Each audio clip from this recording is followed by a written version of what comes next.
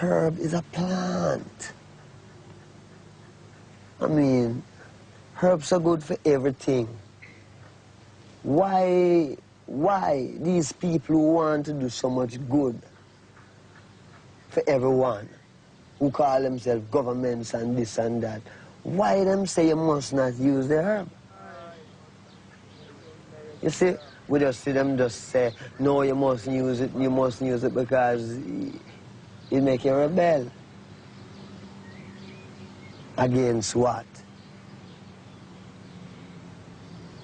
Against men who won't crave, because them crave for the things like several, them have some material things and them want to captivate your mind and tell you, say, well, you have to work and put you on pension and him keep it all. So herb make you look for yourself, and instead of you want to work for the man, you want to be one of the man too. Not in the sense of how him is, but in the sense of why should you have to bow to these things. That means you own man. That's the first time you own yourself. You do what you want to do. Anything people want to say about you, you don't care. It takes a revolution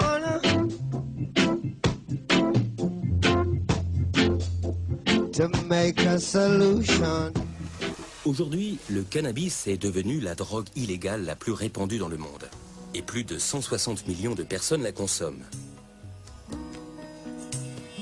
Pourtant, l'étude du cannabis a permis à des scientifiques, comme Daniel Piomelli, de découvrir un système essentiel au fonctionnement du cerveau. Un système dont personne ne soupçonnait l'existence il y a encore quelques années. Nous en savons beaucoup plus qu'il y a 10 ans, bien sûr. Mais beaucoup de choses nous échappent. Je ne peux pas faire d'estimation, de pourcentage, mais nous en sommes maintenant avec le monde cannabinoïde, là où nous en étions il y a peut-être 30 ans avec les transmetteurs analogiques comme la sérotonine ou la dopamine. Nous sommes arrivés à un moment merveilleux où nous commençons à pouvoir réellement apprécier à quel point ce système est important. Tellement important que ça nous excite beaucoup. Mais nous n'avons pas pleinement connaissance de ce système.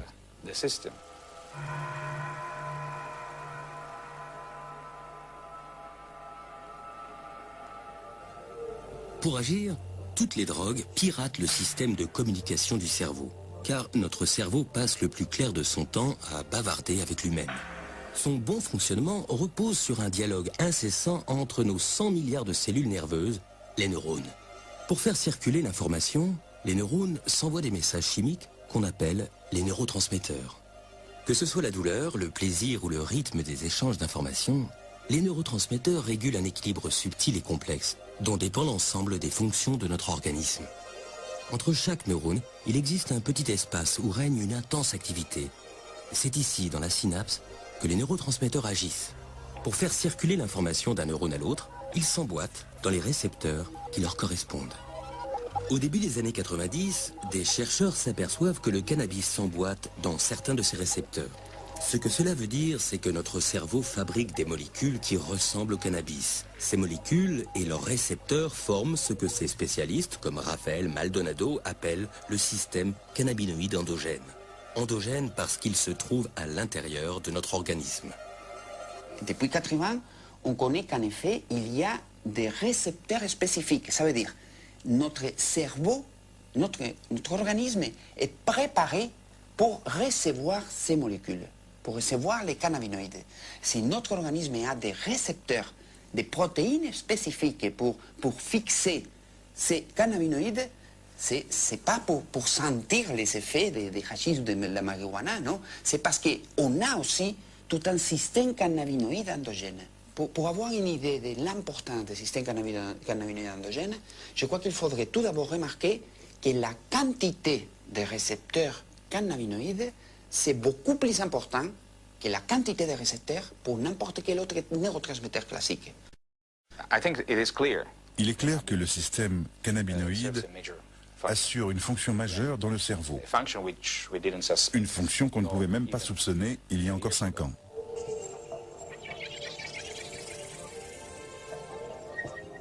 Dans le cerveau, ce système agit notamment sur le cervelet qui gère la coordination des mouvements, le tronc cérébral qui régule les fonctions vitales, le striatum, l'hippocampe et l'amygdale responsable des mouvements réflexes, de la mémoire et de l'anxiété.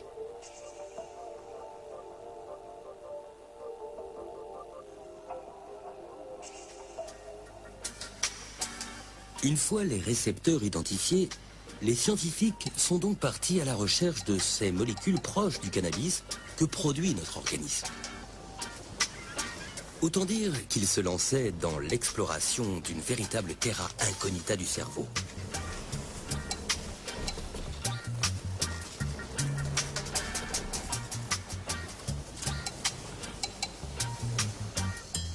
En 1992, ils parviennent à isoler une première molécule cannabinoïde, l'anandamide. Son nom provient du mot ananda, qui signifie félicité en langue sanscrite. 4 autres suivront, mais certains pensent qu'il en existe peut-être une dizaine au total. Si les scientifiques ont fait ces découvertes si tardivement, c'est parce qu'ils n'avaient pas le bon portrait robot. Ils cherchaient des neurotransmetteurs classiques alors que les cannabinoïdes ne leur ressemblent pas du tout. Prenons l'exemple de la dopamine. Ce neurotransmetteur attend, dans le premier neurone, qu'on lui demande d'agir. Il est alors libéré dans la synapse et va se fixer sur les récepteurs du neurone suivant. Les cannabinoïdes n'existent pas vraiment en tant que tels. Quand le cerveau a besoin d'eux, il s'auto-fabrique en utilisant les graisses de la surface des neurones. Ils se promènent ensuite dans la synapse et peuvent stimuler leurs récepteurs sur n'importe quel neurone. Neuropharmacologue au Collège de France, Jean-Paul Tassin étudie depuis longtemps les effets de la molécule active du cannabis, le delta-9 tétrahydrocannabinol ou THC. On peut dire que les humains, dans leur cerveau, fabriquent des molécules qui sont voisines des drogues. Quelle est la différence entre les drogues venant de l'extérieur et les drogues venant de l'intérieur? En fait, une des grandes différences, c'est la quantité. C'est-à-dire que la quantité de produits que vous prenez avec le tétrahydrocannabinol ou l'opium n'a aucune commune mesure avec ce qui est libéré dans le cerveau. Ça, c'est le premier niveau. Et puis le deuxième niveau, c'est la localisation. C'est-à-dire que les produits en question, dans le cerveau, ne sont libérés qu'à un endroit extrêmement précis, au niveau de la synapse et au niveau d'une zone qui a une dimension infiniment petite. Alors que lorsque vous le prenez, que vous l'ingérez, l'ensemble du cerveau est pris par le produit. Et donc tous les sites sont simultanément stimulés. Isso aí. Muito louco. Isso aí. Pode crer.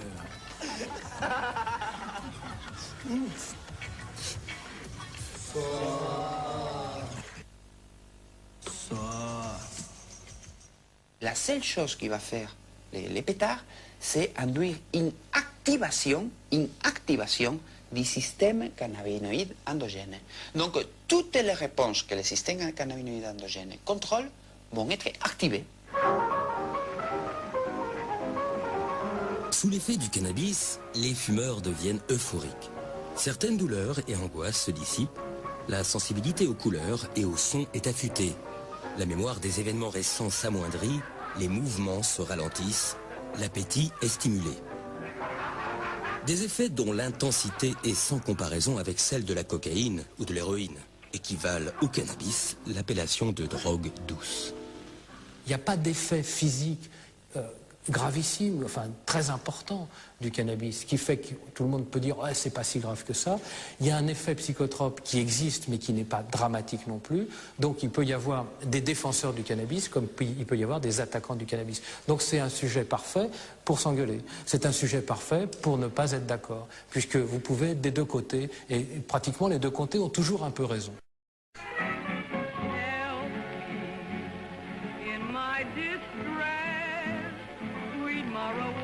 Le cannabis commence à se diffuser en Europe au début du 19e siècle. Dans les années 1850, à Paris, Le club des Hachichins réunit notamment les écrivains Théophile Gautier, Charles Baudelaire, Gérard de Nerval ou encore les peintres Honoré Daumier et Eugène Delacroix.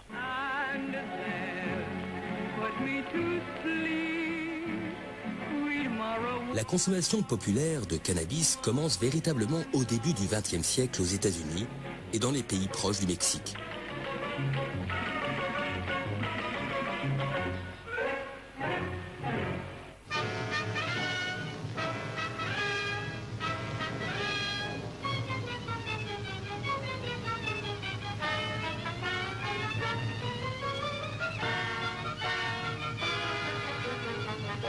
Dans les années 30, les pays occidentaux interdisent le cannabis. Des films de propagande mettent en garde les familles. La marijuana est qualifiée d'assassin de la jeunesse. Mais les milieux du jazz, les artistes et les poètes de la Beat Generation préconisent ouvertement son usage. Et c'est avec le mouvement hippie, au milieu des années 60, qu'une véritable explosion de la consommation chez les jeunes a lieu aux États-Unis, puis en Europe. Le cannabis devient la drogue du love and peace.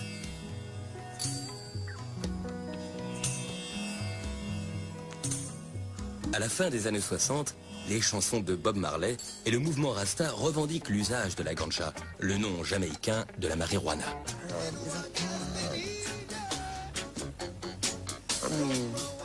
Herbs are good for everything. Why these people want to do so much good for everyone who call themselves governments and this and that? Why them say you must not use the herb? You see? And we take that and we can't find, we just see them just say, no, you must use it because it make you rebel.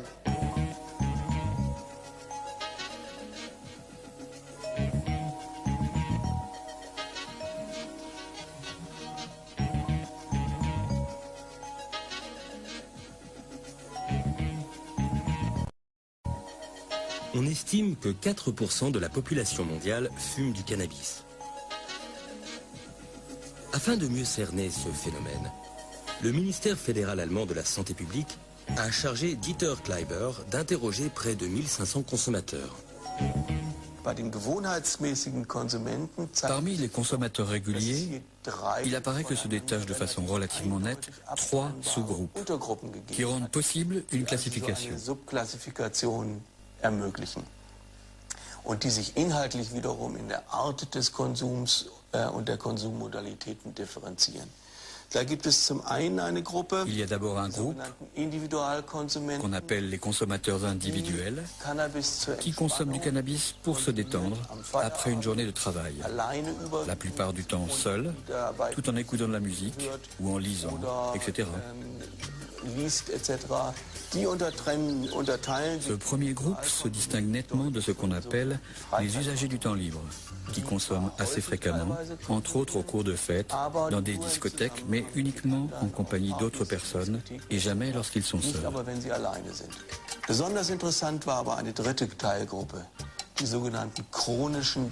Mais le groupe le plus intéressant était le troisième, ceux qu'on appelle les consommateurs chroniques et de longue durée. Ceux-ci, non seulement ont commencé à l'âge le plus précoce, mais ils sont généralement plus jeunes et leur taux de dépendance est le plus élevé, avec 28%. En conclusion, il nous semble que la dépendance chez les consommateurs de cannabis peut prendre la forme d'une dépendance psychique. Cependant, si l'on compare les chiffres, c'est assez exceptionnel, puisque cela concerne 1 à 2% de l'ensemble du groupe de consommateurs de cannabis. Et surtout, ce groupe déjà vulnérable, qui a connu auparavant des problèmes d'adaptation, des problèmes psychiques. Dépendance. Le grand mot est lâché. Or, le cannabis possède un point commun avec toutes les drogues. Il provoque dans le cerveau une élévation de dopamine, un neurotransmetteur qui est impliqué dans la sensation de plaisir. Apparemment, la simple perspective de prendre des drogues cannabinoïdes stimule l'émission de dopamine, la sécrétion de cellules de dopamine. Les terminaisons qui débouchent dans le noyau accumbens provoquent une sécrétion de dopamine. C'est important parce que le noyau accumbens est une zone du cerveau qui participe à la canalisation de notre désir pour la nourriture ou la drogue. La stimulation de la dopamine et l'activation des récepteurs de la dopamine dans cette zone pourraient stimuler une appétence pour la drogue.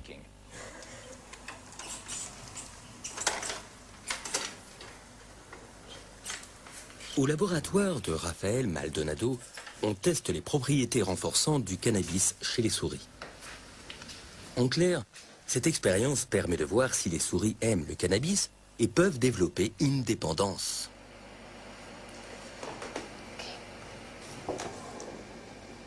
Este es el paradigma de condicionamiento de plaza, donde tenemos un compartimento. Nous plaçons les souris dans une boîte à 2 compartiments.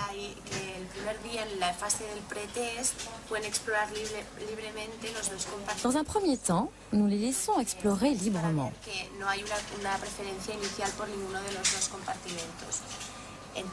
Ensuite, nous leur injectons de la drogue dans le compartiment noir et une solution saline dans le compartiment blanc.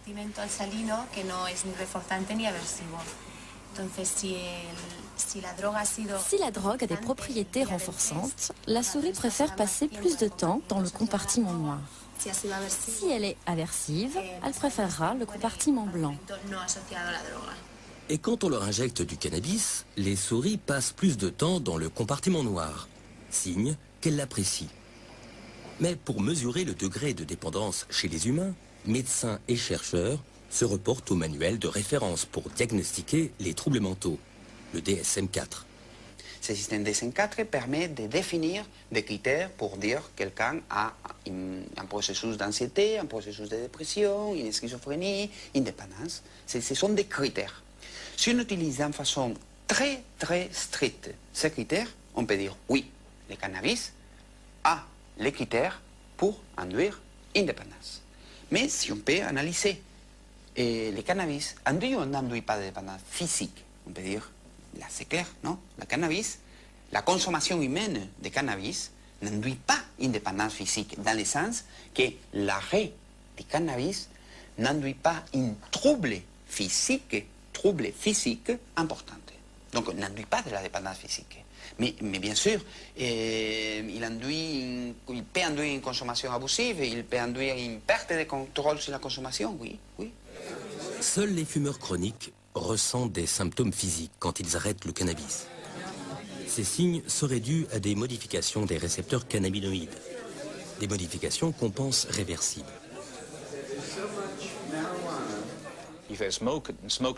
Si on a consommé pendant plusieurs années de grandes quantités de marijuana et qu'on arrête soudainement, plusieurs semaines, voire quelques mois après cet arrêt, on ressentira encore des sensations de dépression, d'anxiété, de perte d'appétit et d'irritabilité. L'irritabilité est un signe qui ne trompe pas. C'est assez intéressant. Des études montrent que si l'on donne à ces gens un petit peu de THC, le principe actif, pas de la drogue, pas de la marijuana, juste un peu de THC, la quasi-totalité de ces symptômes disparaît. Cela signifie que le corps s'est adapté à ces quantités importantes de marijuana en freinant son propre système et qu'il a besoin de le maintenir à ce niveau.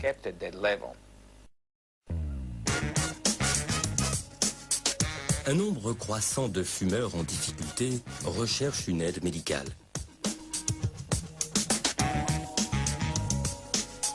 Au service d'addictologie de Philippe Battel, 3% des consultations concernent des consommateurs de cannabis.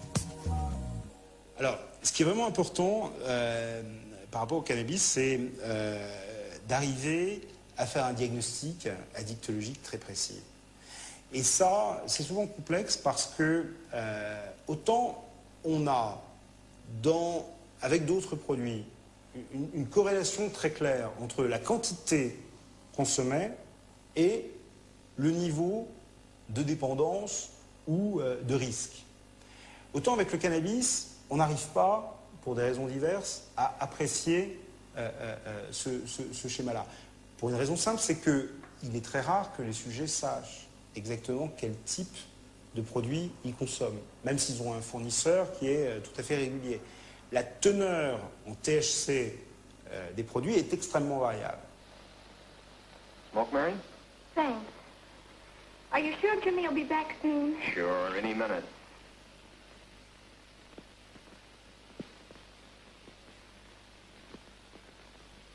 Deuxièmement, quand on est dans une évaluation, et même quand on demande au sujet de noter tous les jours ce qu'il fume, en termes de cannabis, on voit bien qu'il a beaucoup de difficultés à le faire. Pour une raison qui est aussi le fait que le cannabis altère la mémoire immédiate, et puis les pratiques aussi sont différentes. Quand les pratiques sont partagées, savoir sur un pétard combien il en a pris, est-ce qu'il en a pris un tiers, alors il a partagé, il a pris à 3, mais est-ce que l'autre a plus tiré, on ne sait pas exactement ce qu'il a pris.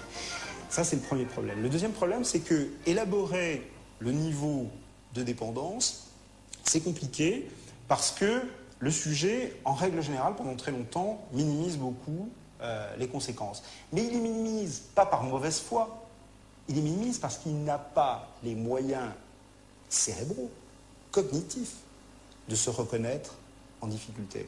Par exemple, il va vous dire « moi je fume parce que je me sens beaucoup mieux avec mes copains ». Bon, et alors vous allez amplifier le phénomène et vous allez essayer d'explorer ça. Et puis rapidement il va vous dire ah ben, « oui mais en fait quand j'ai vraiment trop fumé, j'ai une vraie angoisse et j'ai entre guillemets la parano du fumeur qui fait que l'autre, qui est quelqu'un que je connais bien, avec que j'aime bien, devient un étranger, quelqu'un qui potentiellement apparaît nuisible pour moi. Et c'est une expérience qui est quand même très, très déroutante pour un fumeur.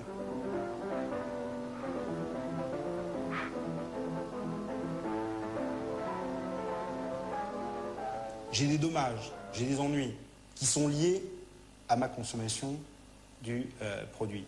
Et que ces inconvénients, ils me pousseraient à prendre une décision d'arrêter. Et voilà ce sujet dans sa balance décisionnelle. Est-ce que je vais continuer? Est-ce que je vais m'arrêter? Et on va voir qu'il va lui-même remplir la case inconvénient. Et qu'en faisant bouger cette balance, peu à peu, on va l'aider à prendre une décision. Depuis plusieurs années en Europe, la consommation de cannabis est en constante augmentation chez les jeunes. Et en France, la moitié des moins de 18 ans ont déjà fumé un joint. Selon Daniel Piomelli, cet usage précoce du cannabis pourrait avoir des conséquences néfastes sur leur jeune cerveau. Les adolescents ressemblent aux adultes sur bien des points. Ils sont aussi grands que les adultes, leur barbe pousse, ils ont une vie sexuelle, ils ont tout d'un adulte. Mais il y a une chose que les adultes perdent. C'est une grande curiosité, cette ouverture aux choses, cet intérêt intellectuel pour toute chose. Et la raison de cela est que les systèmes du cerveau qui sont impliqués dans les comportements de quête, dans les comportements d'investigation, dans la curiosité, ces systèmes se développent plus tard dans la vie, mais déjà à ce stade. Si maintenant on commence à activer ces systèmes d'une façon inappropriée, pendant cette phase de développement, les types de problèmes que l'on peut générer plus tard au cours de la vie sont considérables. Évidemment, ceux qui vont prendre du cannabis sont en principe des jeunes qui sont dans une situation d'adolescents, qui sont donc en train de se confronter à une modification, enfin une mise en place de leur personnalité en fonction de leur environnement. Et ce cannabis, lorsqu'ils le fument, va leur permettre, pendant le temps où il agit, de prendre une certaine distance par rapport à cette contrainte qui consiste à s'adapter à un environnement et à se mettre en place leur personnalité. Alors, ça peut être un avantage si c'est pris de façon modérée, puisque ça permet de se reposer, entre guillemets. Mais si c'est pris de façon régulière, alors là, cette confrontation qui est obligatoire si on veut devenir un adulte, eh bien cette confrontation est repoussée. Elle est repoussée, voire même déformée par le cannabis.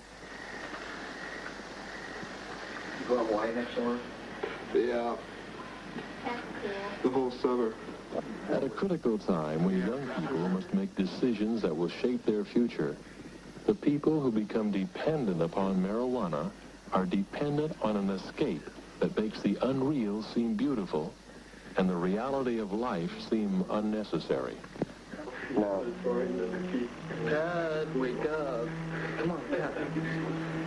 No time to cry. Et je pense que s'il y avait une limite à donner, cette limite, c'est à partir du moment où un adolescent commence à fumer le matin, c'est-à-dire dès le début, le début de la journée où il va être confronté à tous ces événements, à partir de ce moment-là, on peut se dire qu'il y a peut-être un danger et qu'il faut faire attention.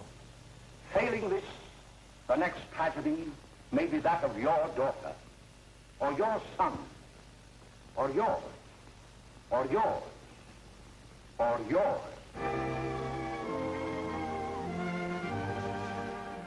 Si vous expliquez à un ado que s'il fume un pétard, il va en devenir forcément dépendant et il va se mettre de l'héroïne dans les veines, c'est archi faux. On a beaucoup d'éléments pour nous montrer que c'est faux. Si on établit une communication grand public pour les dissuader de fumer là-dessus, non seulement on ne va pas le faire, mais on va probablement avoir un effet paradoxal. À haute dose, le cannabis peut entraîner une dépendance psychologique, mais pas de dépendance physique. Alors, comment faire de la prévention sur une drogue dont les effets sont, selon les scientifiques, sans gravité? Je veux bien qu'on mette des moyens sur le cannabis, et il faut le faire. Il faut faire, un, avec prudence, et deux, dans quelque chose qui prenne en compte le fait qu'il y a 50% des adolescents qui en consomment. Et qu'il n'y a pas 50% des adolescents qui sont en grande difficulté avec le cannabis. Ça, c'est pas vrai. Et si on veut nous le faire croire, ça sera très dangereux. Parce qu'on ne pourra plus jamais, en termes de politique publique, arriver à envoyer des messages de prévention. Il ne faut jamais mentir à la cible, au sujet à qui on s'adresse, en exploitant des données scientifiques qui sont fausses. Garai, you want to sample the cup entry? The bubble light. Bubble light? It's a nice sharper taste. Awesome. Quand je dis qu'il n'y a que les adolescents qui fument, j'exagère. Bon, malgré tout, c'est la réalité épidémiologique, c'est-à-dire que vous avez une consommation qui démarre pour certains à 13, 14 ans, qui va augmenter jusqu'à 18, 19, 20 ans, mais après 20 ans, vous avez une baisse très très rapide de la consommation de cannabis. Ce qui est d'ailleurs une preuve que le cannabis en soi n'est pas un produit extrêmement addictif, puisqu'on voit bien qu'on peut s'en détacher sans difficulté. Et souvent, à partir du moment où les adultes sont rentrés dans une vie de travail et relativement régulière, ils arrêtent de consommer. Enfin, ils consomment de façon tout à fait récréative et sans importance. Charogne, Bouchard, Ordure, quelle viande, cadavre Ces dernières années, pourtant, on a accusé le cannabis de pouvoir déclencher un grave trouble psychiatrique, la schizophrénie. Cette maladie se manifeste justement à la fin de l'adolescence ou au début de l'âge adulte. Elle se traduit par une perte de contact avec la réalité, une désintégration de la personnalité, des idées délirantes, des hallucinations. Quand on voit des sujets qui ont un tableau schizophrénique et une dépendance cannabique, et qu'on reprend chronologiquement l'histoire, on se rend bien compte que, avant même la prise de cannabis, il y avait des petits éléments qui étaient des signes précoces que les psychiatres ont appris à reconnaître de troubles psychotiques dans l'évolution de ce sujet. Le cannabis a un rôle promotionnel, amplificateur d'un phénomène qui est préexistant. Il semblerait qu'on ait pris à l'envers le problème de la schizophrénie et du cannabis. En effet, les schizophrènes sont particulièrement exposés à la toxicomanie. En plus de difficultés avec l'alcool et le tabac, beaucoup consomment du cannabis. Oui, les schizophrènes utilisent beaucoup de cannabis, pour des raisons qui sont d'ailleurs bien étudiées et qui sont le fait que ça leur permet, un, de retrouver un sentiment, sinon d'euphorie, mais de plaisir. Et on sait qu'un des symptômes déficitaires de la schizophrénie, c'est de perdre cette capacité à ressentir, et qu'on voit bien que là, le produit pharmacologiquement leur permet de le faire. Et que deuxièmement, pas simplement dans les processus d'aller chercher le produit qui qui est un produit, comme vous le savez, illicite et dans lequel il faut avoir un certain nombre de réseaux pour se le procurer, eh bien, il y a une sociabilité qui existe. Or, l'isolement du schizophrène est aussi un des symptômes déficitaires de la maladie. Donc, d'une manière bien évidemment trop schématique, on peut imaginer que l'usage de cannabis chez un sujet schizophrène a des effets bénéfiques qui luttent contre sa propre maladie. Les schizophrènes feraient en quelque sorte un usage thérapeutique du cannabis. C'est bien là la difficulté majeure quand on aborde la question de cette drogue. Illégal dans la plupart des pays, le cannabis possède des propriétés thérapeutiques bien connues.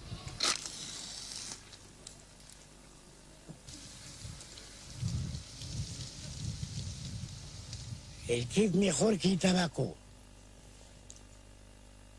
السمبري السنكو انت هانيو يوفو مار كيفي شوف انا حقود ركو واش مغير الناس كيوقع فيهم طنشي وقع فيهم مرض ما تصنع هو نهار كان عندنا حنا ما كنصنعوش كان مولا كاين فاسبيسي. D'ailleurs, certains pays comme la Suisse autorisent son usage médical et donc sa culture.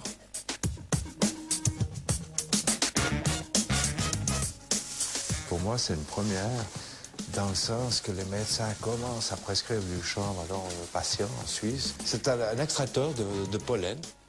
On va récupérer cette résine. On va la presser pour que ça prenne une forme dure, facile à transporter et à expédier à notre champ malade.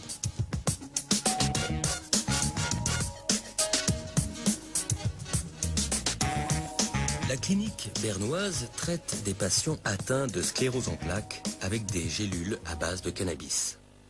Et ça nous aide quand même à mieux dormir, certainement la nuit. Pour la nuit, c'est ce qu'on posait, je pense. Aussi pour réveiller plus relax. Parce que le matin, c'est quelquefois, ou la plupart des fois, c'est très difficile. Et puis, les alternatives pour ce médicament sont des médications très fortes avec des effets secondaires quand même assez prominents, j'ose dire, importants. Alors c'est pour ça que j'ai jamais touché les autres médications contre les tremblements, contre les spasmes ou les crampes, parce que les effets secondaires étaient vraiment très forts, trop forts pour moi. Alors j'ai laissé ça. Maintenant avec ça, j'ai pas du tout des effets secondaires. Et j'espère que ça va m'aider. Seul l'usage médical du cannabis est permis en Suisse. 300 hectares de marijuana y poussent, mais seulement 40 sont autorisés.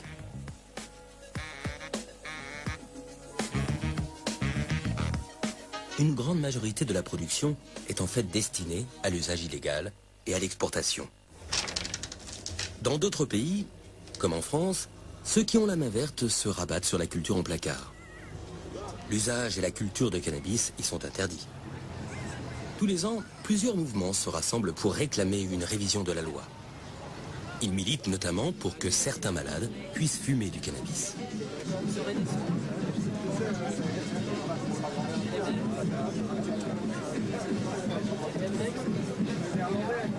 Je suis en trithérapie, il y a des effets secondaires qui sont quand même assez lourds à supporter. Je me suis rendu compte que l'usage du cannabis me permettait d'atténuer ces effets secondaires. Je ne vois pas qui peut m'empêcher d'user ça, quoi. Le message de santé publique doit donc être prudent et bien adapté. Si un patient est en train de mourir d'un cancer et qu'il a besoin de marijuana, je pense que ce serait un manque d'éthique de l'empêcher d'en utiliser pour des raisons politiques. Les Pays-Bas ont été les premiers à inscrire le concept de drogue douce dans leur législation. La consommation n'y est pas considérée comme une infraction. La vente de cannabis, autorisée, est strictement réservée aux coffee shops. Tous les ans, les amateurs se réunissent à Amsterdam à l'occasion de la Cannabis Cup, une sorte de championnat du cannabis. We've got the Double Bubble. This is the kind that has been a three-time winner in the Cannabis Cup. Hey, here we go. First place. This is very clean. It's called Premier Cru. It's like the wine. It's a vintage hash.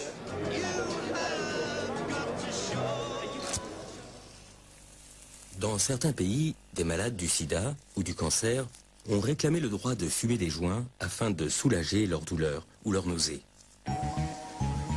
Ils ont bousculé la législation au Canada, en Australie et en Europe, où le cannabis est autorisé pour des raisons médicales. La marijuana est une drogue et elle produit des effets qu'on ne peut pas demander aux gens de tolérer dans leur vie de tous les jours. On ne voudrait pas qu'un analgésique qu'on prend tous les jours entraîne une perte de mémoire. Ce serait un désastre au travail. Ou bien que les patients soient plongés dans un état de constante euphorie. Ça poserait des problèmes à ses collègues. Bom, seu Alfredo, Ana Elisa, queria aproveitar o momento para pedir em casamento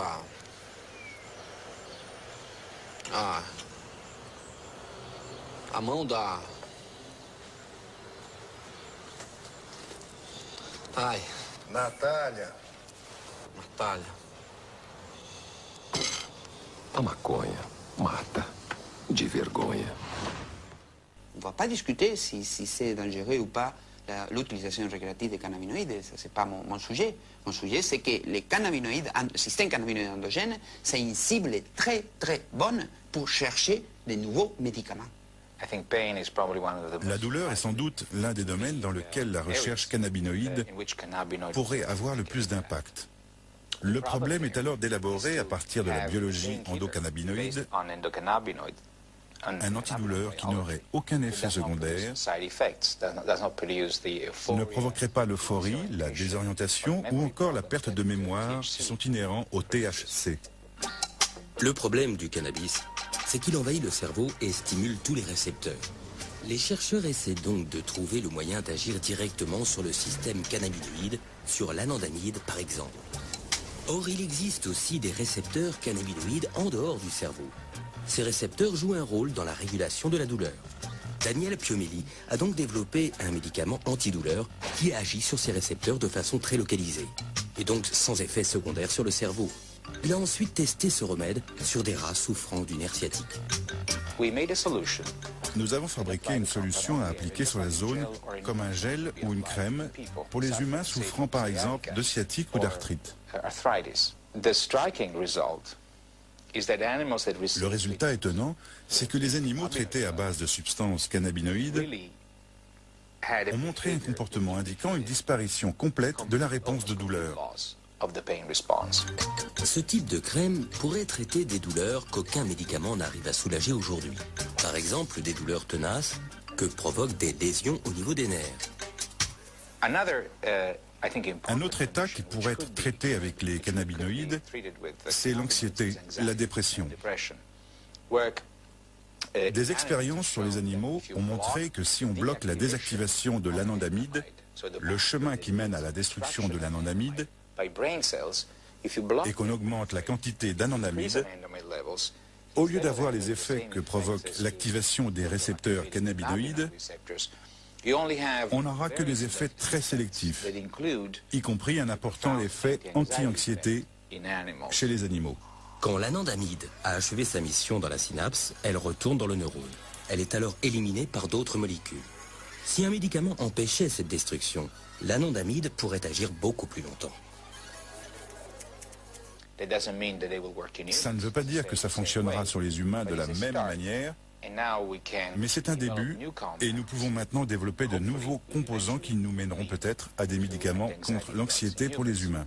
Je ne pense pas que la création d'anxiolytiques ou d'antidépresseurs basés sur le système endocannabinoïque sera facile, ni même qu'ils seront disponibles dans les 2 ou 5 prochaines années. Mais je crois que dans les 10 à 20 ans à venir, des médicaments pour les troubles neuropsychiatriques basés sur le système endocannabinoïde seront utilisés à grande échelle. Plus étonnant encore, on découvre aujourd'hui que certaines maladies seraient dues à des dérèglements du système cannabinoïde. Dans le cerveau, l'hypothalamus participe à la régulation de l'appétit. Et les scientifiques ont démontré que les endocannabinoïdes pourraient agir dans cette région.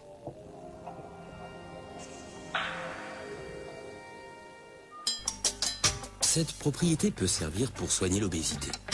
Une société pharmaceutique est sur le point de mettre sur le marché un nouveau traitement contre l'obésité, inspiré par la science du cannabis.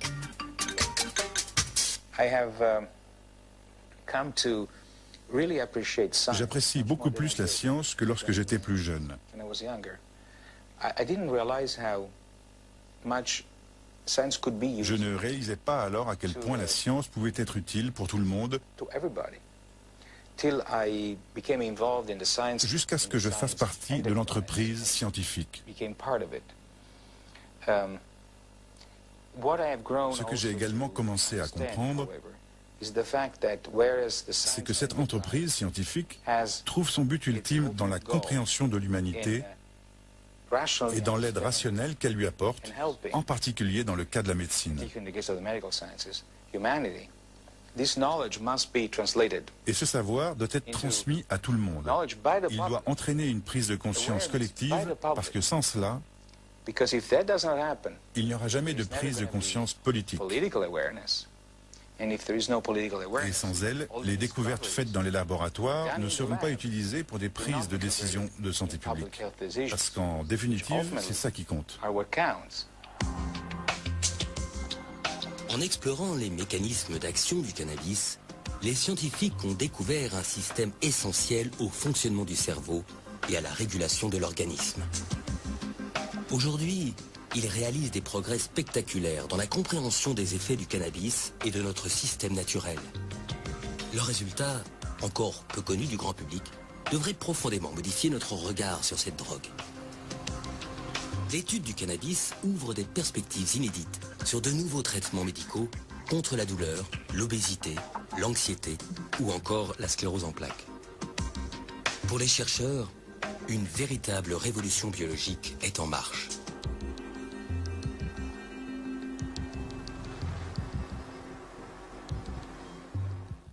On passe à la légalisation du cannabis recommandée par un ancien ministre socialiste. Nous avons voulu savoir en Essonne ce que les gens en pensaient, petit thermomètre de rue. La légalisation du cannabis, non, je ne suis pas d'accord. Non, je pense que ça peut enchaîner sur des choses plus graves. Je trouve que c'était pas quelque chose de grave, donc je ne vois pas pourquoi ce serait illégal. C'est fait dans plusieurs pays en Europe et je trouve ça normal. Contre. Déjà parce que c'est une substance addictive, quoi qu'on en dise, et puis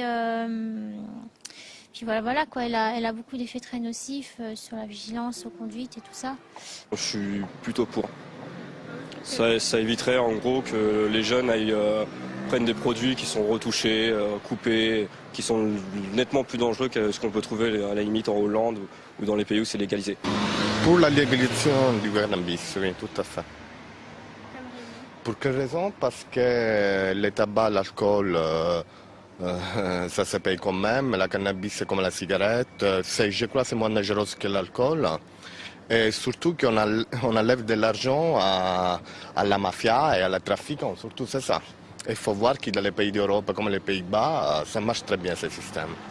Je pense que si on légalise le cannabis, c'est comme un peu dans le, je sais pas, au 19e siècle, quand on a légalisé l'alcool. Je pense qu'il y aura moins de dérives. Donc je suis plutôt pour.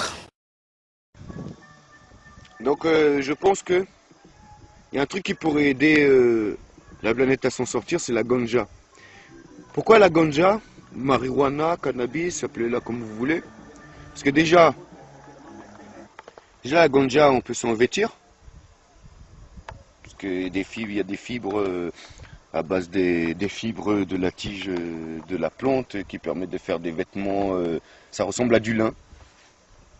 On peut la fumer, on peut la boire, la manger, sans que ça monte à la tête. Par exemple, les graines, elles n'ont aucun effet. Elles n'ont aucun effet quand on les mange et c'est super bon. Et il y a plus de protéines encore que dans le soja, donc c'est parfait pour les végétariens, par exemple. Voilà, on peut faire des galettes, de la farine de cannabis, on peut faire des boissons au cannabis, des médicaments, des savons, des shampoings. Il y a des médecins qui en prescrivent, ça ouvre les alvéoles pulmonaires, donc c'est très bon pour lutter contre l'asthme. Faire des maisons. On peut construire des maisons, exactement. Comme par hasard, on te dit, ouais, tu fumes un joint, c'est comme si tu fumais 25 cigarettes ou quoi, mais c'est pas vrai ça.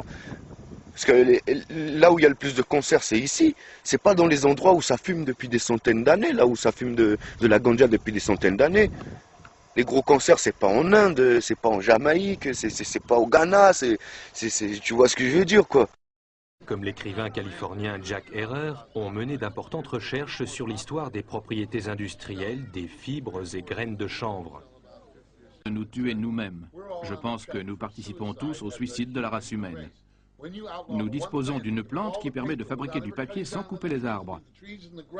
Les arbres pourraient donc rester en terre et absorber le dioxyde de carbone de l'atmosphère, ce qui signifie que nous avons le moyen de sauver le monde. Et le gouvernement interdit cette plante. Si le gouvernement vote des lois qui rendent la vie sur Terre encore plus malsaine, c'est un criminel. Nous ne voulons pas d'un monde de plastique et de nylon où tout devient nocif, où tout ce que je puisse léguer à mes enfants et aux générations futures soit de la nourriture empoisonnée, des terres empoisonnées, qui produiront des aliments néfastes, des déchets empoisonnés. Car nous ne parvenons pas à nous débarrasser de notre plastique. Or, nous avons une plante qui résout tout, à partir de laquelle nous pouvons fabriquer les revêtements de nos maisons, nos garde-robes, nos cordes, rideaux et tentures. Avec elle, on peut tout faire. Tout ce qu'il est possible d'imaginer. Les plastiques peuvent être remplacés par cette seule et unique plante, ainsi que les combustibles pour nos véhicules et nos maisons. Tout ça à partir d'une seule plante. Et cette plante, c'est le cannabis, le chanvre, la marijuana.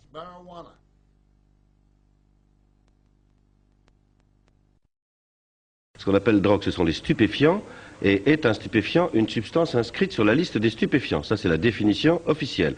Donc il n'y a pas de définition, et c'est pour ça qu'on a pu faire rentrer certaines substances comme le cannabis, et pas d'autres comme le tabac ou l'alcool, parce qu'il n'y a pas de définition, donc c'est un arbitraire qui règne sur la notion de drogue légale ou illégale. On peut endormir, et que ça remplacerait avantageusement, et c'est pour ça qu'il y a aussi des obstacles à sa légalisation, les médicaments, Temesta, Seresta, benzodiazépine, anxiolytiques, un petit joint le soir avant de s'endormir, c'est sans doute moins nocif pour la santé, et ça a moins d'effets secondaires le lendemain matin que des tranquillisants. Donc vous voyez, les applications thérapeutiques du cannabis sont quand même beaucoup plus riches qu'on croit. The Lancet, une étude britannique qui est parue qui disait 3 à joints, c'est l'automne. aussi dangereux pour le cancer du poumon que 20 cigarettes. Ben non, ça n'est pas vrai. 3 joints, c'est déjà beaucoup moins que 20 cigarettes, déjà en quantité, donc déjà on comprend bien. Et ça fait partie de ce que j'appelle le charlatanisme et la diabolisation qui entoure cette substance, où vous avez des soi-disant experts médicaux qui pondent des pseudo-rapports. On s'est aperçu que c'était 2 études de 87 qui ne disaient absolument pas ça. Par contre, si on fume 40 joints par jour, comme 40 cigarettes de celui qui fume 2 paquets, là oui, on risquera un cancer du poumon, certainement. On a l'impression qu'on a aucune preuve pour l'instant, comme on peut en avoir pour le tabac par exemple. Pour avoir une atteinte sur les poumons, c'est-à-dire pour que quelqu'un fasse un cancer du poumon, un cancer bronchique 15 ou 20 ans après avoir fumé régulièrement du cannabis, il faudrait qu'il fume à peu près de l'ordre de 5-6 joints par jour pendant 10-15 ans. Mais de toute façon, quelqu'un qui fume 5-6 joints par jour n'est plus du tout dans l'usage festif ou occasionnel. Pas plus de 5% de la moins de population. 5% même. Et ceux qui font l'escalade, ça fait quand même plus de 30 ans que je vois des toxicos, j'ai jamais vu un seul cancer du poumon parmi mes patients. Vous fumez au volant, ce que j'ai vu faire, c'est dangereux pour la sécurité routière. 1 nanogramme par litre de cannabis. 1 nanogramme, c'est 1 milliardième de gramme. Et le champion olympique à Nagano était champion olympique avec 17,5 nanogrammes. Autrement dit, on va repérer et stigmatiser au bord des routes des gens qui ont 1 nanogramme alors que le cannabis reste dans les graisses 1 mois et presque 2 mois. J'ai eu des clients, 2 mois après une prise, on trouvait encore du cannabis dans le sang quand ils faisaient des analyses de contrôle. Donc on va punir des gens qui ne sont pas dangereux pour la sécurité routière. Et autant, si on définit un seuil d'ivresse... Vous fumez un joint tout à l'heure, pendant 3 semaines, on trouvera des traces si on fait une prise de sang. Bon, alors que l'action même qui vous rendait dangereuse sur route, et pour vous ou pour autrui, aura disparu au bout de quelques heures. Qu'il a décidé de mettre le paquet sur le cannabis, dans ce que vous appelez la sarcomania, c'est aussi un climat de charlatomania, je serais tendu, de charlatanomania, parce qu'on continue, par exemple, personne ne sait que le cannabis est un produit dopant. Et que le cannabis permet de voir des sportifs sanctionnés. Et Lama, Barthès, et le dernier champion du monde de Formule 3000, a perdu sa médaille parce qu'il a été détecté positif au cannabis au Grand Prix de Tchéquie. Et il a perdu sa médaille parce que le cannabis améliorait ses capacités de conduire une auto. Alors on est en pleine aberrance. D'un côté, on supprime la médaille de celui, Thomas Engue, parce qu'il a fumé du cannabis, parce qu'il aurait ainsi amélioré ses capacités sportives de conduire une voiture, et de l'autre côté, on diabolise à partir d'un nanogramme. Donc je dis maintenant, ce n'est plus sérieux, ce n'est plus raisonnable. Comme vous dites, le cannabis est un prétexte, et je suis d'accord avec le retour de l'ordre moral que signalait le docteur Curtet. On le sent quand même. On est dans du charlatanisme. Interdire aux mineurs, en profiter pour interdire la vente de tabac aux mineurs, interdire la vente d'alcool aux mineurs. Moi, ça me choquerait absolument pas qu'on ferme une grande surface si un gosse de 15... Donc c'est une sorte de grande réconciliation entre vous deux. Je suis d'accord avec ce que je viens d'entendre. Moi, j'ai toujours défendu l'interdiction de vente aux mineurs. J'ai toujours défendu l'interdiction d'utiliser en public des stupéfiants quels qu'ils soient et le cannabis. J'ai toujours défendu la pénalisation de la conduite en état d'ivresse et j'ai défendu la pénalisation de la contrebande. Donc moi, je conserve un droit pénal. Je suis pas pour la dépénalisation. Je suis évidemment pour la légalisation. Parce que quand on légalise, on peut faire beaucoup de choses. D'abord, on peut informer les consommateurs sur les dangers du produit avec une notice d'emploi. C'est pas censé être vendu aux mineurs. Ensuite, on peut taxer, on peut financer une aide à la désintoxication de ceux qui justement fument 10 joints par jour, on peut créer des emplois et on peut lutter contre la racaille des banlieues, ces zones de non-droit où se vend du cannabis aujourd'hui avec des, je l'ai vu dans des affaires, hein, des chiens, bientôt des armes. Je pense qu'avec l'optique de Sarkozy de guerre à la drogue, il va bientôt y avoir des policiers qui vont mourir pour quelques centaines de grammes de shit dans les banlieues parce que on va tirer un jour pour défendre son business. C'est un désinhibiteur, ça lève vos inhibitions, qui est du plaisir, d'autres que ça endort, c'est assez variable. C'est pas un produit qui donne des effets mirobolants non plus. Régulièrement qui s'arrête brutalement de prendre du cannabis n'aura aucun symptôme physique. Dans une société démocratique, il y en a qui trouvent du plaisir à fumer du cannabis en écoutant de la musique. Moi, je trouve qu'il faut être tolérant dès lors qu'on ne nuit pas au tiers. Herb is a plant. I mean... C'est une substance addictive, quoi qu'on en dise, et puis... Je vois. Je vois. Ok, bien comme je vous le disais, se droguer c'est mal. Il ne faut pas vous droguer. Si vous vous droguez, c'est mal. Parce que la drogue c'est mauvais, voyez. C'est mal de consommer de la drogue, alors ne vous droguez pas. Aucune drogue, voyez, parce que c'est mal. La drogue c'est mauvais, voyez. Légalisation du cannabis, non, je suis pas d'accord, non. Je pense que ça peut enchaîner sur des choses plus graves. Ouais, c'est pas faux.